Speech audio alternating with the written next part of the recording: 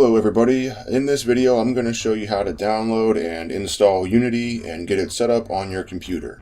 Alright, so the first thing we're going to want to do is go to the Unity website, and if you just open Google and search Unity, it should be the first result. Once you're there, you can click on where it says Get Started, and then we're going to choose the Individual tab. Then we're going to choose the personal version of Unity, which, as it says below, is completely free as long as you're making less than $100,000 per year with Unity.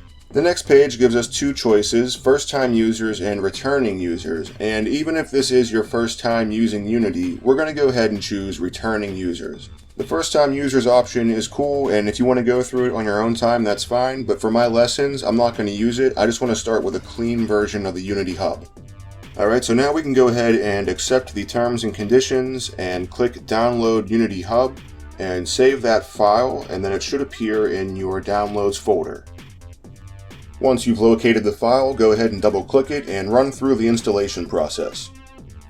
And once it's finished installing, go ahead and open the hub and click on that icon in the top right window. This is where you can sign in with your Unity ID. If you don't already have a Unity ID, just click where it says Create One and fill out your information there. And once your ID is set up, go ahead and log in with your username. When you're logged in, go ahead and click on that little profile icon again in the top right corner of the window, and then click on where it says Manage License. My license is already activated, but you're going to want to go ahead and make sure that you activate your personal license here. Click on this little arrow to go back to the previous menu, and then click on where it says Installs. This is where we can see which versions of Unity we currently have installed, and we can install new versions as well. If you click on this button here that says Add, you can choose which version of Unity you want to install. The recommended version should be fine, so you can go ahead and install that.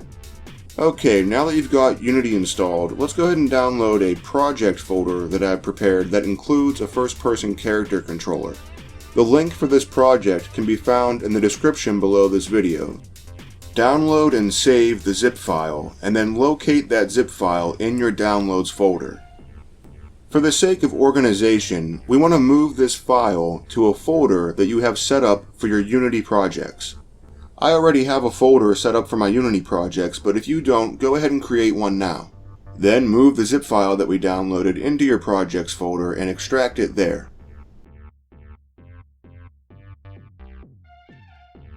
Now let's go back to the Unity Hub and click the Add button.